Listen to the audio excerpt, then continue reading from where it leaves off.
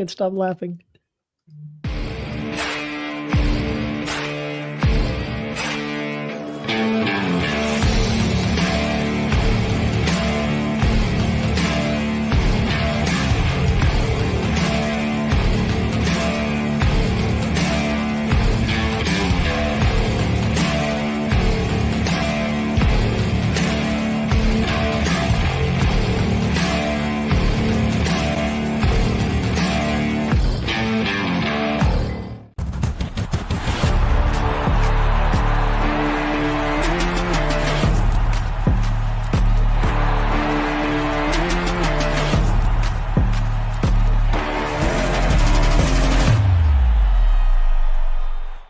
Chiefs beat the Raiders 19-17, again in hilarious fashion. Sure. They avoid losing a game yet again for their last 3 wins, narrowly escaping. Ken Swanson and Matt Lane here on the KCSN postgame show. I don't even know what to think right now. Someone asked us on Twitter or on X, if we can do a Chiefs to this after a win, and I think we might be testing those limits today. Matty Lane, how are you feeling right now? Hilarious. This was arguably my favorite. But this was even better. I don't know why than the Broncos game-winning blocked field goal. I think this one was more enjoyable for me. The way that this game ended with a fumble in that situation on a premature snap coming off of a dead ball. I don't know. At this point, I do think it's just funny how the Chiefs keep finding ways to win these games when they clearly played one of the most disgusting games of football they have played all season. This was somehow there's flashes, especially on the offensive side of the ball, of good stuff, but somehow the complete package, this was the most disgusting football game they've played all year. And yet they won in arguably the funniest way. So at this point, I think you just kind of have to chuckle a little bit. Jim's hyped. Grayson saying Craig is great. Brandon Bowens not so happy. Grayson picked the Chiefs. The Chiefs have benched their left tackle twice in the season now. And they've done that to their corner 2-3 now as well.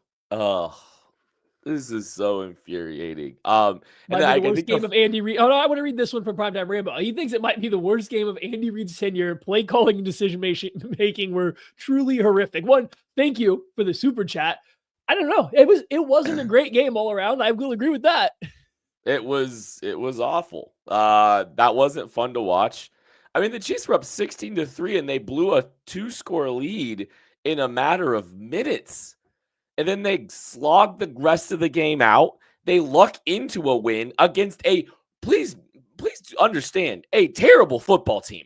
This is an awful, terrible, horrifically coached football team that they just barely beat at home.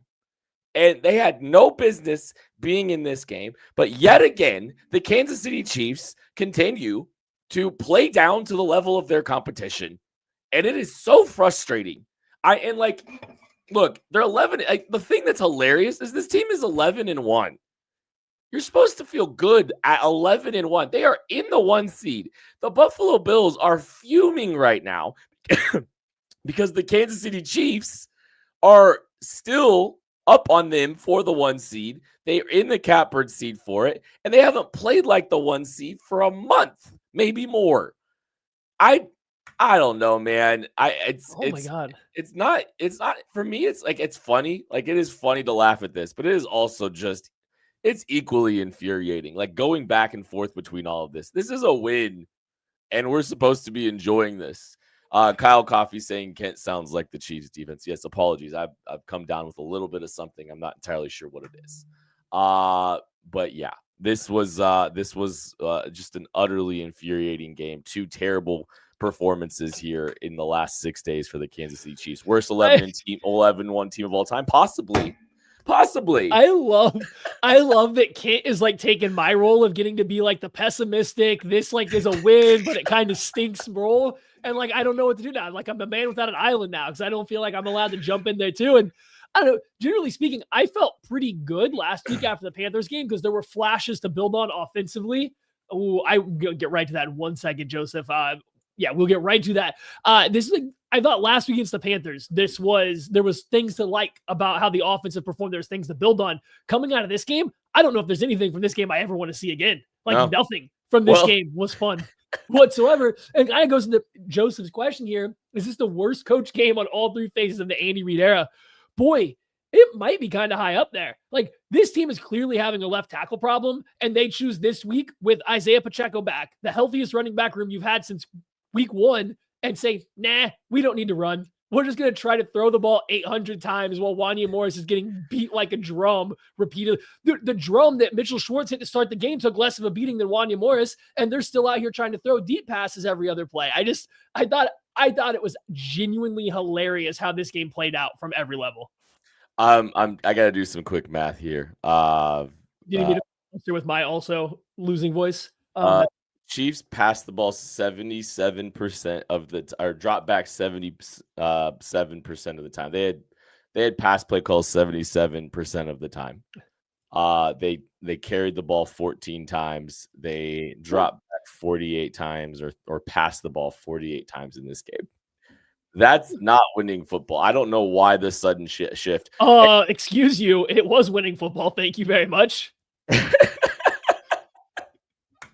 This is insane. And here's the funny thing. Like, if you told me, hey, Patrick Mahomes throws for 306 yards, DeAndre Hopkins has 90 receiving yards on 4 catches, Travis Kelce has 68 yards on 7 catches, Noah Gray 4 for 58, Xavier Worthy 5 for 54. The Chiefs pop a 34 The volume yard looks wrong, great. and then average 4 yards per carry. I'm going to walk away going, oh, all right. Good for this team. Hey. No, we got to hold on. We got to step back though. On that run, the reason the Chiefs didn't run is because they couldn't. You take away the 34-yard run, they averaged nothing. Like, they didn't give it a lot, but like, they were getting no space on the ground. So while I would say they didn't run the ball enough, like, I openly will say that, it's not like the run game was working in this game. They broke one long run and everything else was pretty bad. So it is, the volume stats coming out of this game look pretty good. I was over here looking at Mahomes' passing chart. It's one of the more well-balanced, like well-distributed passing charts that we've seen all season from him. No turnovers. Like, some stuff kind of from the outside looks good, but then you see how they barely scored any points. They scored 19 points. They can't execute at all in the red zone. Every time it seemed like they needed to make a big play to execute, there was a penalty. There was tackles getting beat by a drum. Yeah. Like, there was a lot of bad things to happen, but yet they still found a way to go out there and win the game. They scored all the points. They drove the ball down the field every time they needed to. I think you saw some high-end flashes from Mahomes, from DeAndre Hopkins. Travis Kelce looked good.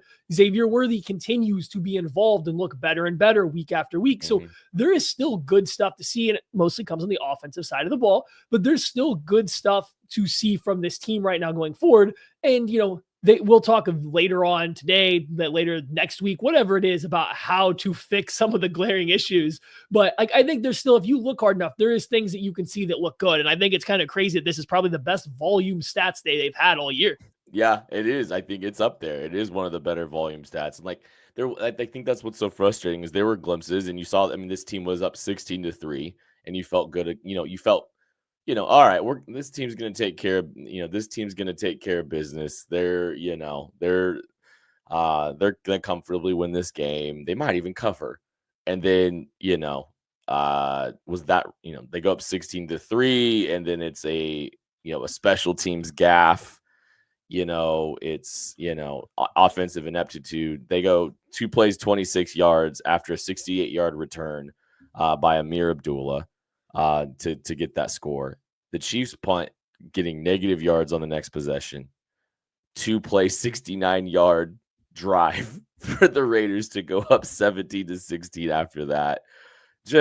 I think you would feel better about some of the things that you saw offensively and glimpses of it if the Chiefs hadn't had their rough defensive stretch there, where they melted down in a matter of minutes, just giving away that 16-3 lead. Yeah, listen, I'm not sitting here saying it was perfect, right? I want to be very clear. I'm not saying this game was perfect, but the Chiefs did enough to win this game yet again, like they always have. And hey, listen, we've made it way too far in the show. With the Dolphins losing and the Chiefs winning, you know what they've done, Kent? Even on the back of this game that you hate, they clinched a playoff spot. You hate that the Chiefs clinched a playoff spot. Think about that. They Uh, clinched it because the Dolphins lose. No, you're right though. I The love the it. defense got a little shaky in the middle, and it allowed the Raiders to get back in the game. The offense was unable to sustain drives during that stretch, and that's where you would like to see them rely on the run game a little bit more. But then once they went down and they had to go score again, what did they do? They drive right down the field. It looks good. They can't punch it in the red zone yet again, but they drive back down the field. They put up points to take the lead, and they don't surrender it by one good series of defense, and the second one maybe a smidge of luck to get the bad snap and the fumble. Yeah, what do you think? Like that's funny. Like, yeah, the Chiefs did a good job getting off the field. A pretty good drive, forcing a very long field goal that Anders Carlson has not had the leg for. And then Chiefs go 3-and-out again. That ending, man, that's the most hilarious. That's the most hilarious ending to a Chiefs game since Phillip Rivers fumbled the kneel down. Yes. Okay, so on this, it's related to Field Yates. This is from Field Yates on Twitter. The Chiefs have now won 14 consecutive one-score games, the longest such streak in NFL history. Yeah, I mean they're testing championship DNA right now. They're testing the limits of championship DNA right now. I think one thing I'm having a hard time with is these are the games this team lost last year, Yep. and they're winning them.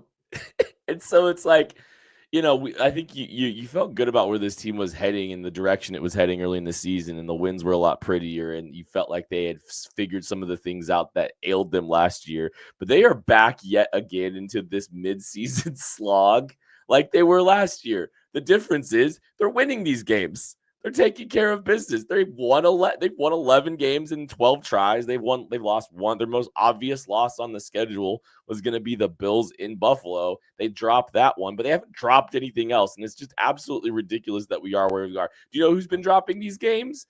The Baltimore Ravens. The Buffalo Bills have lost 2 games here. The Chiefs still they've only lost one against the second best team in the National Football League, third best team in the National Football League, whatever you want to call it. It's just ridiculous. And it's fun. I'm glad that the Chiefs took care of business here in this one. Don't get me wrong, but I just walk away just immensely frustrated by this game. And you're right. This is a game where we saw multiple benchings. Najee Johnson gets benched in this game. Both sides of the ball saw a benching. We see Najee Johnson gets benched. Joshua Williams finally gets his opportunity and does some good things. That one was weird, though, because there's a blown coverage on Najee Johnson. Looks like he sinks to play something in the flat, but there was nothing in the flat. Shamari Connor was already having to carry a vertical route, and so it left another vertical route wide open. Shortly, a couple plays later, Najee Johnson gets benched on this long completion, and Keith Taylor comes in for the red zone. And then Keith Taylor plays, I think, 2 snaps, maybe 3. Does a good job. Does great. And then the next time the Chiefs defense comes out, it's Joshua Williams for the rest of the time. I just thought it was really weird that they went to Keith Taylor in the red zone there, and then all of a sudden walked it back and said, okay, now Joshua Williams, we know what you have. Let's go put you back in. I just thought that was kind of funny to go that route with Keith Taylor first and going back to Joshua Williams. And Joshua Williams comes in, and I think he acquitted himself pretty well. He played physical. He played good in man coverage. Like, I don't think the talent question has ever been the issue with Joshua Williams. It's just a matter of how many communication errors are there going to be? How many times there's going to be a blown coverage? And when Najee Johnson's already given you those, you might as well put the better, more physically talented guy out there and see what happens. And I thought Josh Williams came in and played really good in place of Najee Johnson. And actually, I thought he had some pretty sharp heads-up plays in this game too. Like, you saw him, fall off once the vertical got carried, and you had the over route or the out route coming to him, and he broke that play up and nearly intercepted it down in the red zone.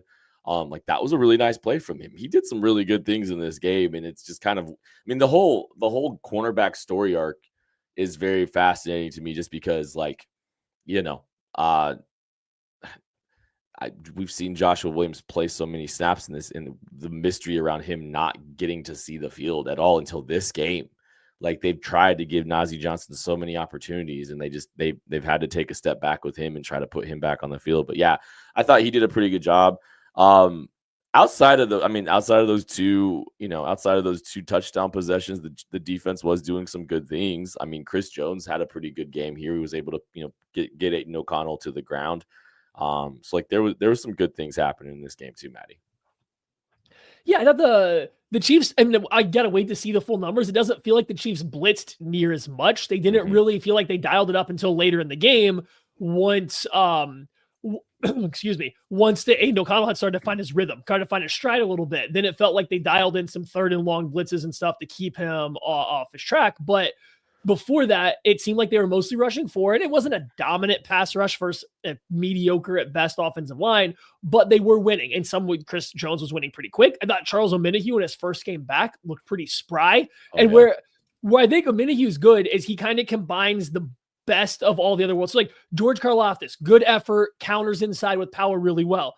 Joshua Uche when he's in there, Felix when he's in there, they have speed to win up the arc. Omenihu's not as fast as those guys, but he's actually a threat to win up the arc, but he also has the power and the size to win back to the inside. So like he gives them another pass rusher that can win in multiple ways that I don't think they have without him. And so he might not have lit it up with pressures, but I thought his impact was kind of felt. He did a good job forcing O'Connell to move or stay in the pocket for Chris Jones. And I think you mentioned it last week on the lab. Hey, where's these defensive ends kicking inside more? We got a lot more George Karlaftis inside. Yep. And like, he wasn't dominating, but he had plays where he was in the right spot that allowed Chris Jones or other pressure to get there. So generally speaking, I thought the 4-man pass rush showed a little bit of life in this game. Not a ton. Like, I want to be very clear. They didn't dominate, but they showed some signs of life that I don't think they had been in recent weeks. Well, I think you saw we talked about games up front too. Same thing. Like I think they saw some more games up front. Felt like, and I got to go back and watch, it kind of felt like they were running games opposite Chris Jones lining up at end. So it was like, we're going to line Chris up off of the edge, but then we're going to have some games run into the opposite side of this thing.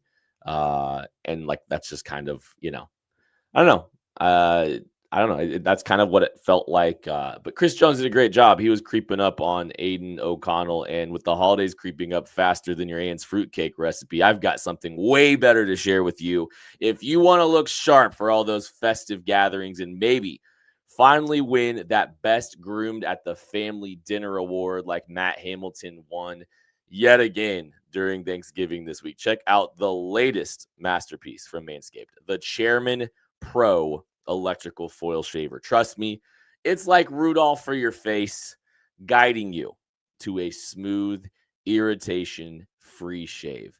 Head over to manscaped.com and join the over 11 million men worldwide who trust Manscaped by using code KC Sports for 20% off shipping. Get the Chairman Pro today and experience a shave that is as smooth as you deserve. Get 20% off free shipping with code KC Sports at manscaped.com. That's 20% off plus free shipping with the code KC Sports at manscaped.com. We're going to take a break. We'll be back right after this. Shop Chiefs tickets and more with no fees. Plus, save big with code KCSN at ticketsforless.com, the official ticket provider of KC Sports Network. Chiefs win 19-7 yet again in hilarious fashion, continuing to keep possession of the 1 seed in the AFC, which is ultimately what the regular season is about. Clinched a playoff spot. Clinching a playoff spot too. Celebratory. I think the over-under on Chiefs wins for the season was set around 10.5 this year too, and they get that on Black Friday. I think it's tough to see the forest from the trees a little bit. I think last week I think this game kind of broke me a little bit versus last week where there's a lot of frustration, but like tried to see a lot of the positives. This one's been a different mentality from me. This one's been different emotions for me. But ultimately, I'm glad the Chiefs win. They take care of business. They win 2 games in a matter of 5 days. And now they've got a little mini bye that they're going to be able to look forward. And they're going to have a little bit of extra rest time before a big game against the Los Angeles Chargers. We just got done talking a little bit about Charles Omenihu. Was there anything else on the defensive side of the ball that you were pleased with, or do you have more on Omenihu in the pass rush? Well, no, I actually wanted to go back. You said that this game kind of broke you a little bit, and like you just didn't feel as optimistic coming out of it. Would that have changed if 2 of these field goals that the Chiefs stalled out in the red zone turned into like touchdowns, right? Like, I mean, like it sounds like, oh yeah, if the Chiefs scored more points, would you have felt better? It sounds like a silly question, I know, but the Chiefs kind of had no problem driving down to the low red for the Raiders, and then they just kept stalling out. So whether it's one of the passes of DeAndre Hopkins that he couldn't quite haul in because they were either just out of bounds or Josh Jones made a great play on. like what would you have felt better if one of those gets converted and that's 7 instead of 3, and now they win by a full touchdown? Or if both of them, like, what was the difference here? Was it the lack of execution in the red zone that kind of broke you, or was it just the whole thing? It was lack of execution in the red zone. It was Wanye Morris. It was sloppy middle of the game play where you allow 2 explosive touchdowns that this team really hasn't done over the last, over this year. It's, special teams gaffes. It's just how flat this game was for this team. And like, I don't like that energy here. I love that they took care of business, and I love that, they've escaped, but it's frustrating to just see, last week there was, some good things there. And I think there was still some good things in this game. This week, this kind of broke me a little bit. Maybe BJ Kissel has a few more takes on this. I'd love to kind of get his opinion on it. We got Beach here. Tucker was actually at this game, so that was pretty cool. We're getting there. We're getting there. Hi there, Beach. How we one doing? Day, one day, we'll get there one day. Yeah. Now we're talking. I'm upset that you guys haven't talked about Matt Ariza. Just laying the hammer. Like we are 20 minutes into this show. Save you that have not for talked about our punter. Beach. I had it. That's no, it was gonna be mine, so I took it from you anyway. I was gonna steal that. No. Yeah, I think the conversation, I joked with you guys. I called you and talked at halftime that it was a lot of the same for most part, but we did see him make the decision with Josh Williams that you guys mentioned. They're trying something different, putting somebody else in there instead of Najee Johnson, and then putting Joe Thuney at left tackle in the second half, trying something different.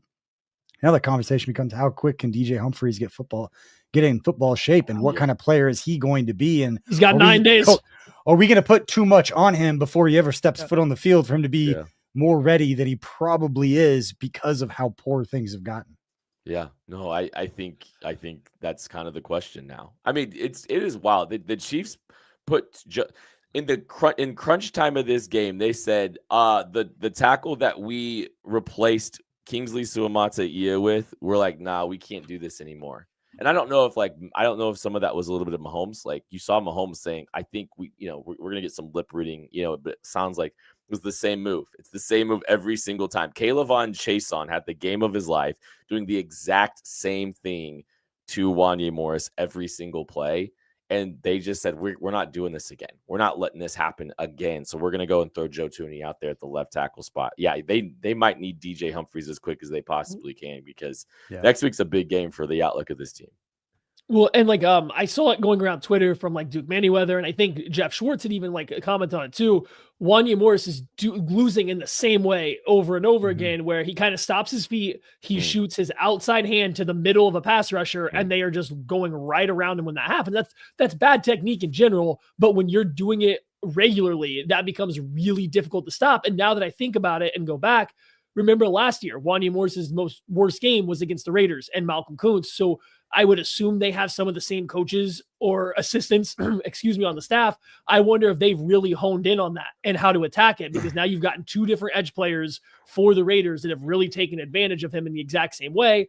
And obviously, like we've been saying all year, it's almost as if Wanye Morris regresses with the more time he gets. And maybe he's not getting worse, just people are attacking him better because he has kind of this one really specific weakness that can be attacked. So the Chiefs get there. I mean, Mahomes looked so pissed off after that final sack. And seeing Joe Thuney come out that next drive, I was like, yeah, I get it. Because he had looked like he was done. Now, Thuney didn't come out and play great. Both reps, he got pushed right back into Mahomes' lap, essentially trying to throw the ball. But they're changing. They're trying to make changes. And I just think the fact that they did it really makes me think they're going to give DJ Humphries every opportunity to win that starting job in 9 days against the Chargers. He's got 9 days to be ready. I don't think they'll put him out there if he's not. Just changing to a guard out to left tackle for the last couple series of a game that you're still actively in a dogfight trying to win really makes you think they're going to give somebody else like Humphries a chance to get that spot.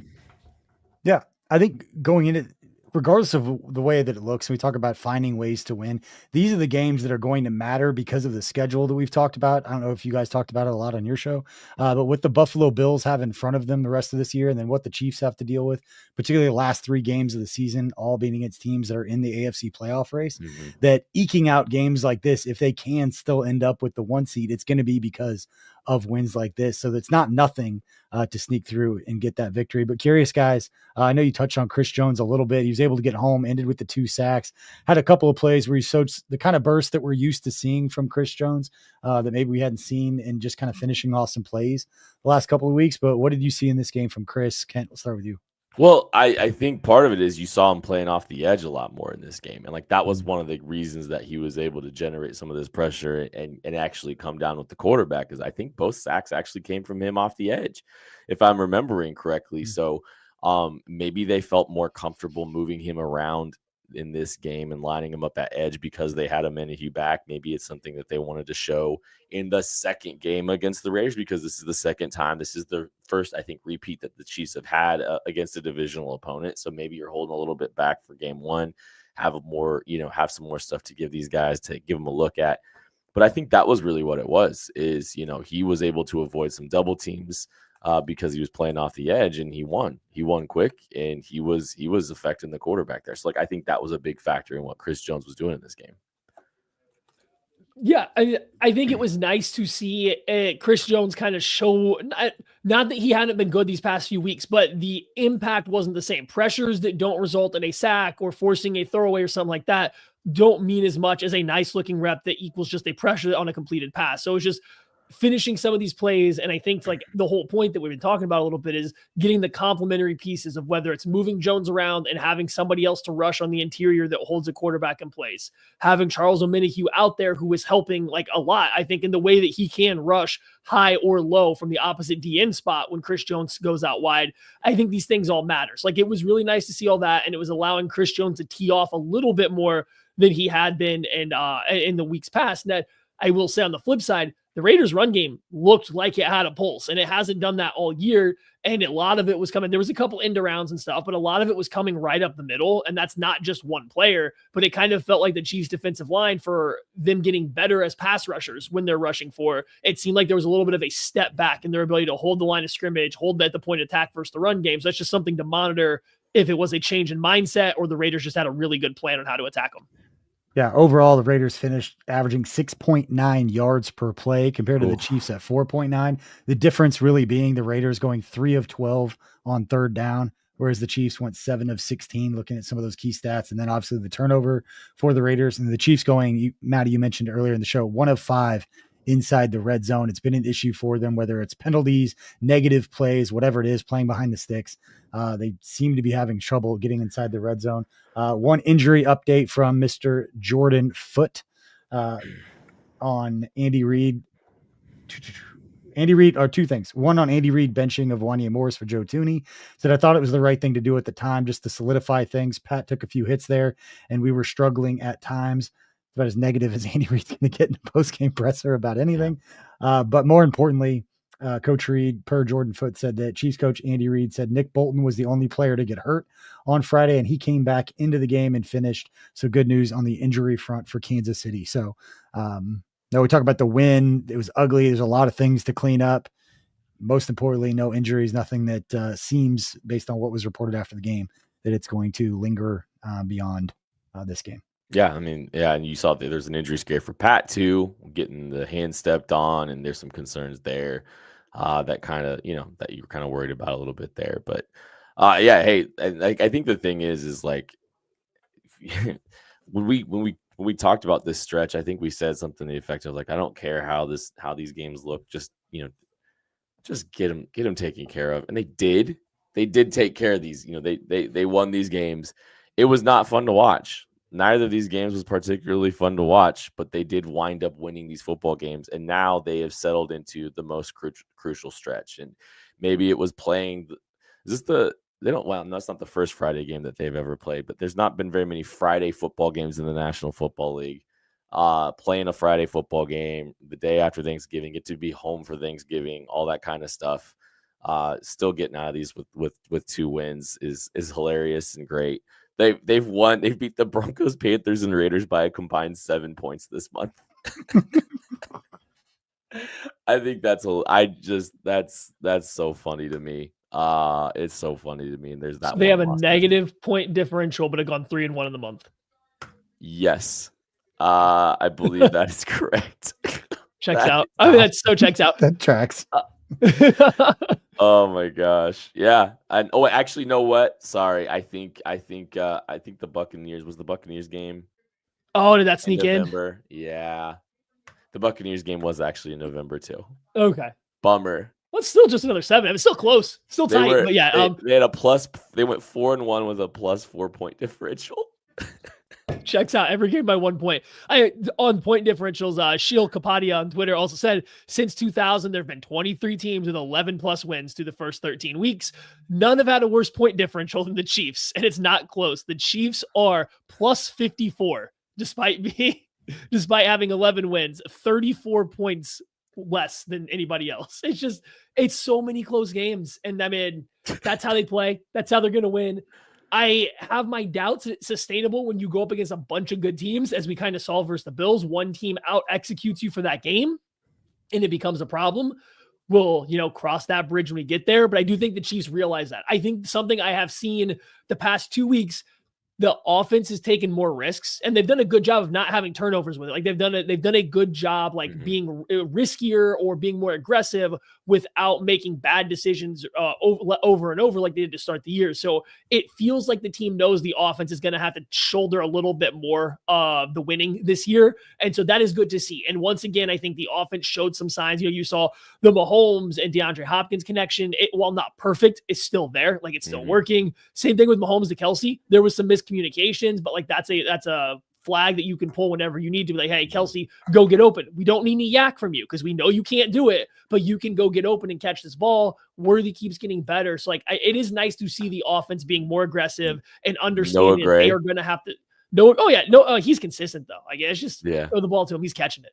Yeah. I do. My brother made a joke. We were watching the first half together and he made the joke. He loves that Travis Kelsey is outsourcing his yak to Samaje Perine by catching that one play and tossing it back to him. Outsourcing the yak is such a great line. That is. That one was 100% designed, by the way. That one was not improv. That was a 100% designed pitch back to Samaje Perine. Ask the question.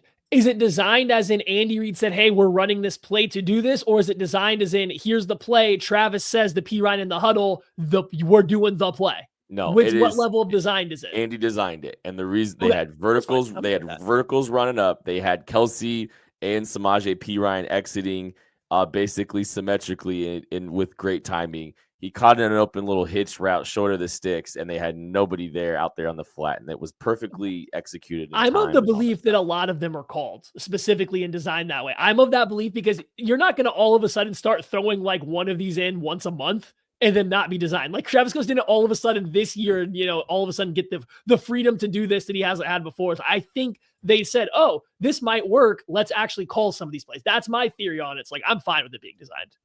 I think it was. You like to push back is all. You can't go to the well too many times with it, but I do think it was a well-designed little play.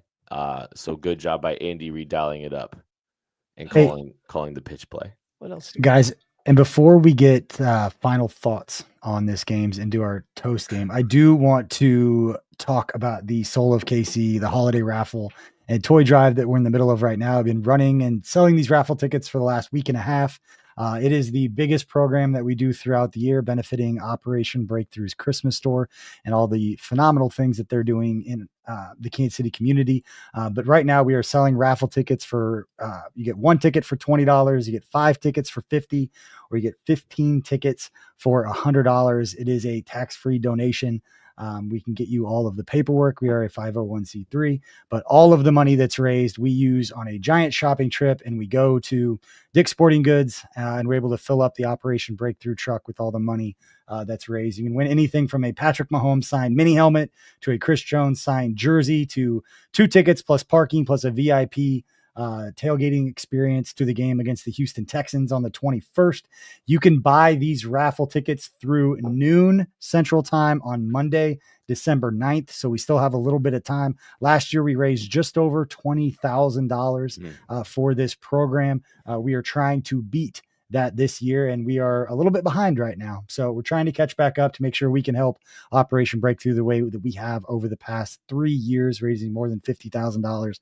You can buy tickets on our Give Butter page at givebutter.com/KCSN Soul. You can go to our social media channels. You can check the description of the audio podcast or the YouTube channel. You can find a link to it, or you can go on Venmo and search KC Sports Network and buy your raffle tickets that way, and we'll contact you if you're a winner. All the winners will be drawn during the Only Weird Games episode on Tuesday, December 10th. So you've got about 10 more days to get raffle tickets. Help us help some more people in our community, win some cool stuff in the process. We've got the graphic up that Ken had. You can see all the different prizes, a lot of gift cards to local restaurants, a lot of cool stuff. But we appreciate everybody for supporting those things because we know it's important to us. So we appreciate all of you. Absolutely. It is the coolest thing that we get to do is one of the coolest things that we get to do is help Operation Breakthrough. It's one of the most humbling things if you ever get a chance to see those kids and hear their stories. It's a very humbling experience out there. So appreciate everybody that has supported this over the last few years. Please consider continuing this so we can help a lot of kids out there. You said you wanted to you want to go to Postgame Beach? You want to do that? Yeah, I'll go first. No, you don't take mine. Then I run out of an idea. But I already kind of gave it away first. But I did bring the glass this time. So Patrick, if you're watching, you're going to text me this time and ask me why I forgot the whiskey. But we appreciate our friends over at Ben Holiday, their bottle and bonded bourbon. We've got a quick little video we're going to show right now as we get our bottle and bonded bourbon ready to drink.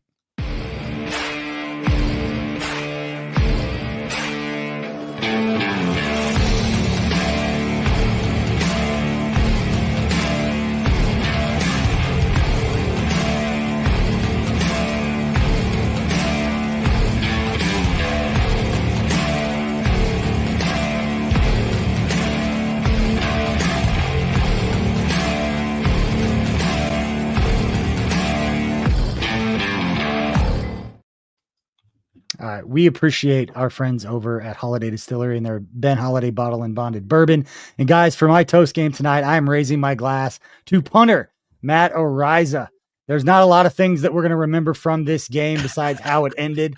But besides that, Matt Ariza laying the wood is what I'm going to remember from this game. And Brock Bowers is as good as advertised. But we're going to stay with Matt Ariza because that stood out. It's always great to see. I love that. That's a great one. That's a great one, Beach. Maddie, you want to go? Ooh, me. Are you sure? Yeah. I think you should go. Okay, fine. You got some kind of mic drop moment here. Are you better? Not really. I just think you should go. Okay. Well, I'm going to go Charles Omenihu for his return into the lineup. I thought he had a really good performance. There wasn't going to be a ton of help coming for this pass rush. There's not a ton of people out there available right now that are going to be able to help contribute. It had to be from within. It had to be guys coming back from injury. Getting Charles Omenihu back could be a very big factor in the turnaround for this Kansas City Chiefs. They've had their struggles a little bit here over the last few months, since Jalen Watson's exit. But I think we could be looking to Charles Omenihu's return as a big reason why this team goes out and takes care of business when it matters the most. So give me Charles Omenihu in his first game back. I think it was very positive moving forward. That's a good one. I'm going back. We're going back to another Matt that plays on special teams. Matthew Wright coming in, not even the backup choice of the kicker, the third string choice of the kicker for the Chiefs, comes in, drills 4 or 5 field goals. The one he missed, we don't even really count that as a miss. And that's huge when an offense is struggling to punch the ball into the end zone. The opposing kicker goes 1 of 4. That's the difference in the game right there. So Matt Wright coming in, hitting all these field goals because the Chiefs couldn't punch it in. They don't win this game without the field goals. So, hey, the Matts on special teams, holding it up. Get them on Matter days, Kent. Oh, we might have to make them like our players to watch. We might have to go all Matts for players to watch on the show next week too. So Drew Tranquil on what was formerly known as Twitter, also known as the X. For you kids out there, is Matt Ariza an undercover linebacker playing punter? Some are saying. Somebody must have told him it's okay to hit people because since the Bills game, he has been flying around there trying to decapitate guys. I got one more bonus. after No. your point. Sorry, Kent. Go ahead. No, go ahead. This is important. We should have talked about this from the beginning. I want to raise my glass, and I haven't talked to him because it's going to leave him alone. To Mr. Tucker Franklin, who had a chance to go and enjoy himself at the Chiefs game today. So we gave him the day off from producing this show. So if you have a complaint about the way this show was produced, you can bring it to me. You can email me, BJ at KC Sports Network. But I'm going to raise my glass to Tucker. Hope you had a great time today. And hopefully Tucker is having good health, which is what he always toasts to in these situations. That is going to do it for the KCSN postgame show. Thank you all so much for listening, watching, supporting. I hope you had a tremendous Thanksgiving. I hope you have a tremendous holiday season. Please consider donating to the Solo KC raffle. The Chiefs are 11-1. Enjoy that and laugh if they're able to get that one seed. BJ's popping that up. Please consider donating. There's links in the description of this show, whether you're listening, whether you're watching. We would appreciate support. Oh, Tucker's here, and he's cheersing us as well. We love you, buddy. We see that. Shout out good health, Tuck. I hope you're having Shout out. great health today. Hope you're having the best health ever. So yeah. All right. Well, appreciate you all. Thank you so much. We love you. We'll catch you later.